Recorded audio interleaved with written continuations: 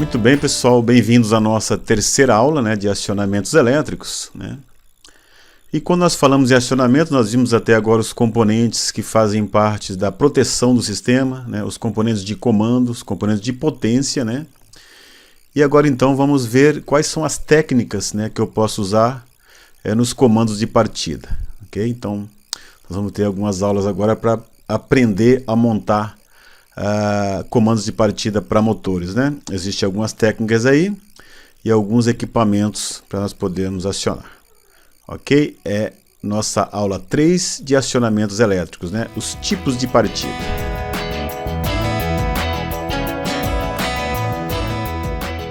Bom, o primeiro tipo de partida que nós vamos ver é o tipo mais simples que tem de partida, que é a técnica que nós chamamos de partida direta, Nesse tipo de comando, o motor irá partir com a tensão da rede. Não haverá nenhuma alteração da tensão da rede no momento da partida. Vocês vão ver que mais adiante, em outros tipos de acionamento, eu não vou partir o motor com a tensão da rede inicialmente. Então, nesse caso, a partida direta, o motor é acionado diretamente com a tensão da fonte geradora, ou seja, com a tensão de rede. E só os elementos de comando de potência, ou seja, os contatores, é que farão essa interferência no momento da partida, Você pode ver na figura que nós estamos apresentando, nós temos aí o diagrama de potência da partida direta, Então nós temos as três fases que passam pelo fusível, os fusíveis vão proteger todo o sistema, Depois eu tenho as fases saem do fusível e passam pelo contator de potência, o contator K1. Após o contator eu tenho então o relé térmico, que irá proteger o motor, e na sequência o motor. Então essa é a representação técnica do diagrama de potência de uma partida direta, A função de cada componente, nós já estudamos, mas é bom relembrar. Os fusíveis, eles vão proteger o sistema e é identificado pela letra F, ok? Contator de potência, ele é identificado pela letra K, então eu tenho o K1. No caso da partida direta eu tenho apenas um contator, portanto K1, O relé térmico, ou seja, o relé de sobrecarga, ele é identificado por F7, E o motor trifásico, daí seria o M, ok? Então, além nos diagramas elétricos, além do diagrama de potência, que é esse que está aí apresentado, eu tenho também o diagrama do comando, O comando elétrico, o que vai gerar a lógica de acionamento desse motor, Então perceba que agora eu tenho apenas uma fase que passa pelo comando, então ela passa primeiro pelo fusível, E depois ela passa por um contato fechado do relé térmico, O relé térmico tem que proteger todo o sistema também, então nós usamos esse contato para proteger o comando, Depois do relé térmico, então eu passo pelo botão B0, que é o botão que desliga o motor. Depois eu passo pelo botão B1, que é o botão que liga o motor, E na sequência eu aciono então a bobina de K1, a bobina do contator, Que é o A1 e A2, é a bobina do contator K1. E perceba que no diagrama de comando eu tenho também um contato de K1 representado ali, que nada mais é do que o contato selo, contato de retenção, Como eu trabalho com a botoeira, os botões são pulsante, B1 é pulsante, Eu vou dar só um pulso no botão, depois ele vai abrir. Porém, o sinal fica retido pelo contato de K1, E eu chamo isso de contato selo, ou também de contato por retenção, ok? Muito bem, só para a gente entender um pouquinho os componentes, identificação e a função agora. Então o fusível, a função dele é proteger o comando contra curtos-circuitos. O relé térmico protege o comando contra sobrecargas. Botão pulso NF desativa K1, portanto desliga o motor. Botão pulso NA, que é o B1, ativa K1, portanto ele liga o motor. E K1 é a bobina, K1, a bobina do contator K1, na verdade, é o contator de potência que liga o motor. Então você pode observar que no diagrama de comando temos um contato selo de K1, como eu falei. Esse sinal ele é retido por K1 em função de que eu estou usando um botão pulsador, ok? Quando eu quiser desligar, eu vou apertar o B0, vai abrir o sinal totalmente, então eu retiro a energia da bobina de K1, esse contato selo então ele desliga, ele desarma, ok? Então essa é mais ou menos a nossa explicação da partida direta. Nós vamos ver agora um pouquinho a simulação de como é esse funcionamento da nossa partida direta.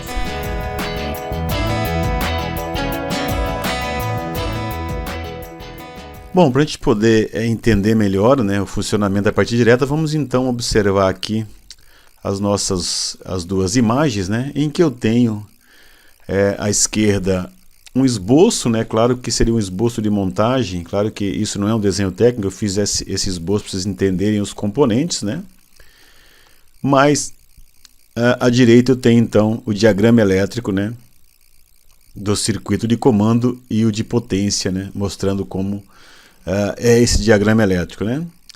Para relacionar, bem simples, olha, eu tenho os fusíveis, né, tanto no diagrama de esboço como no diagrama elétrico, né. Perceba que o sinal passa pelo contato do relé térmico, né, na linha de comando. Depois ele passa pelo botão NF, que é o botão desliga motor. Depois ele passa pelo botão NA, que é o botão liga motor, e vai para a bobina de K1. Perfeito?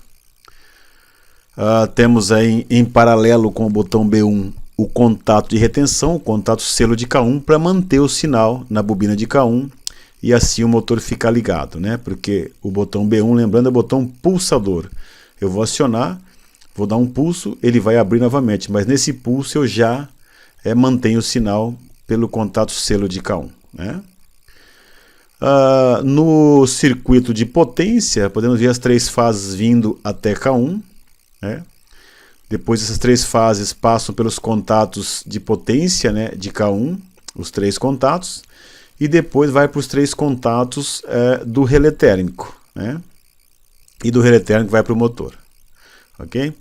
Perceba que se houver uma sobrecarga e o relé térmico atuar, ele vai desligar o motor, mas ele também desliga o circuito de comando, porque eu tenho lá um contato NF do F7 lá no circuito de comando para proteger os componentes do comando, né?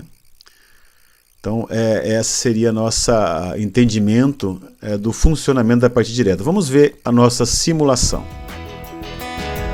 Então, aqui temos o nosso sistema, né, de partida direta, né? Aqui eu tenho todo o comando, né? E aqui eu tenho o meu circuito de potência, né? Então, se eu acionar B1, dou só um pulso, um clique, veja que o sinal ficou retido aqui pelo contato selo de K1 e a bobina de K1 está acionada, fecha os contatos de potência e o motor está ligado, o motor está girando, tá vendo? Se eu quiser parar o motor, eu aperto B0, né, que vai desligar a bobina de K1 e desliga o motor. Então, liga motor, desliga motor, né? B1 aciona o motor, B0 desliga o motor. Vamos entender como que funciona então o nosso relé de sobrecarga. Então o motor está ativado, a bobina de K1 está ligado, porque o sinal está passando pelo contato selo, ativa a bobina, fecha os contatos de potência, motor ligado. Vamos simular uma sobrecarga, vamos pensar que houve uma sobrecarga e aqueceu e o nosso relé térmico vai abrir, né? Então vamos simular aqui, ó, sobrecarga. Olha só, desligou o motor aqui, né? Porque abriu os contatos, abriu, né? O nosso relé térmico. E ele também abriu o sinal aqui no comando e desligou também o comando, né? Beleza? Vamos fazer para vocês verem, olha só. Toda vez que houver uma sobrecarga, liguei o motor e vamos gerar a sobrecarga, ó. Ele desliga tanto o motor quanto o comando e protege todo o sistema. Tá bom, pessoal? Então esse é o nosso sistema de partida direta, ok? O tipo de partida em que o motor será acionado diretamente com a tensão da fonte geradora, né?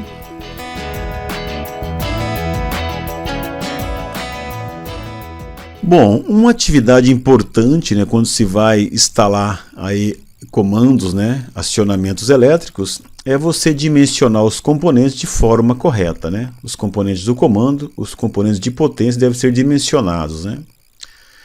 No caso de partida direta, nós temos que entender que o contator de potência, né, ele também é o contator de comando, né?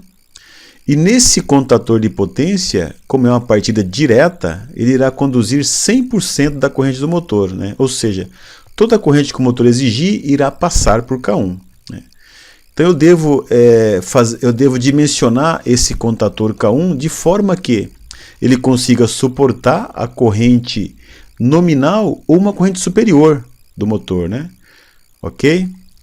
Para que eu possa dimensionar, então, eu tenho que atentar para duas variáveis. Primeira variável é o IE. O que é o IE? O IE é a corrente nominal de emprego do contator. Todo contator que você compra, ele tem especificado qual é a corrente de emprego dele, né? Uma segunda variável é o IN, que é a corrente nominal do motor. Essa corrente vem especificada na placa do motor. Olha só uma placa aqui do lado do motor, tá vendo? Olha, eu tenho um motor em que ele pode ser instalado em 3 tensões, né? Em 220, 380 e 440. E para cada tensão dessa ele vai ter uma corrente nominal, né? Um IN. 220 é 245 ampere, para 380 é 142 ampere e para 440 é 123 amperes, a corrente nominal desse motor. Muito bem, para mim, se eu for instalar esse motor numa partida direta, para mim dimensionar K1, eu devo acrescentar 15% na corrente nominal do motor.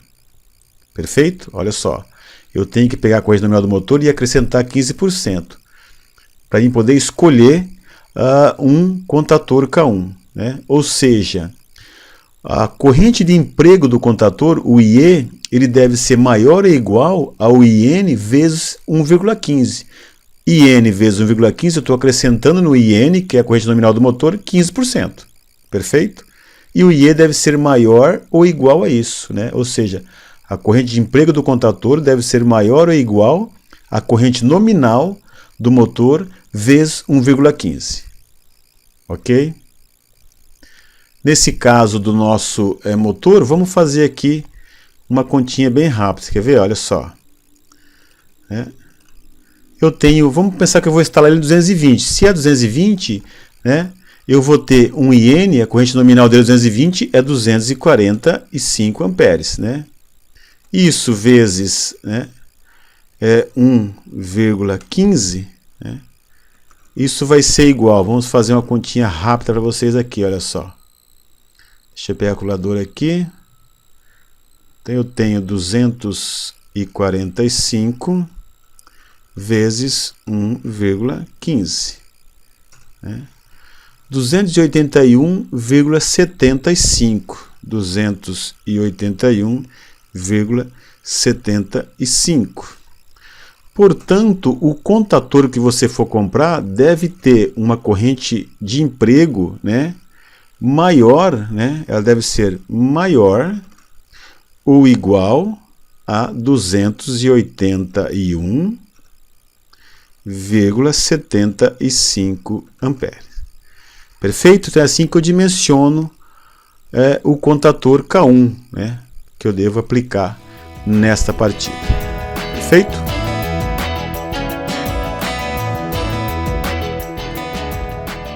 Bom, um outro componente do comando que eu tenho que dimensionar é o relé térmico, né? E como que eu vou dimensionar então o relé térmico? Primeiro, ele tem que ser compatível com o K1. Uma dica é sempre comprar o K1 e o relé térmico da mesma marca, porque ele já vem, a forma de acoplagem já vem correta, né? Não precisa ficar fazendo emenda de fio, nada. O próprio relé térmico encaixa no contator K1. Se você comprar de outra marca, você vai ter que de repente fazer aí uma ligação com condutores do contator no relé térmico, né? Então essa é a primeira dica. Como que eu dimensiono então o relé térmico? Basta eu comprar um relé térmico em que eu consiga regular, nesse range de regulagem de corrente do relé térmico, eu consiga regular a corrente nominal do motor, né? Então a corrente tem que ser possível ser regulada. Por quê? Porque o relé térmico ele tem um range de regulagem, né? Observe esse relé que nós colocamos aí, olha só. Ele tem uma regulagem, ele consegue regular a sua corrente de 15 a 23 amperes. Então eu não posso ter uma corrente nominal de motor que esteja fora desse range. Tem que ser de 15 a 23 amperes. Então o relé térmico basta eu comprar um, né? Primeiro que seja compatível com o contator, que eu já comprei, e que eu possa regular nesse relé térmico a corrente nominal que o motor vai operar. Beleza?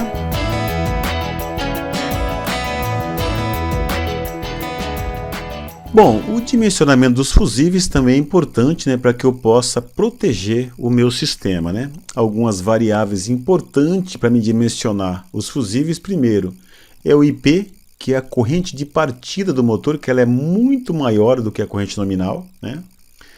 O segundo variável que eu tenho que ter informação é a corrente nominal do motor. E a terceira variável é o IP sobre o IN, que é um multiplicador, né, para determinar IP. Bom, o IN e o IP sobre IN eu consigo coletar na placa do motor. Olha só que nosso motor ao lado, né, colocamos uma plaquinha de motor e ali eu tenho o IP sobre N, que é igual a 8,8, está na placa do motor, né? E o IN eu tenho uma corrente para cada tensão que eu for instalar. Vê que 220 é 245, 380 é 142 amperes e 440 é 123 amperes, né? Então, multiplicando esse IP sobre IN vezes IN, eu tenho a corrente de partida.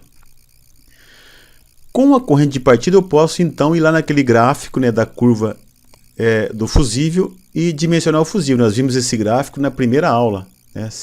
Qualquer coisa não lembrar, volta na primeira videoaula e veja como que eu defino lá o fusível em função da curva característica do fusível, né? Eu preciso desse IP e do tempo de partida, que daí eu vou ver no processo qual é o tempo de partida desse motor, ok? E lá no gráfico eu escolho então o fusível, né? O que é importante a gente ficar atento, né, quando eu for dimensionar esse fusível, né, depois que eu escolhi na curva, eu preciso fazer algumas observações. Vamos ver aqui, ó.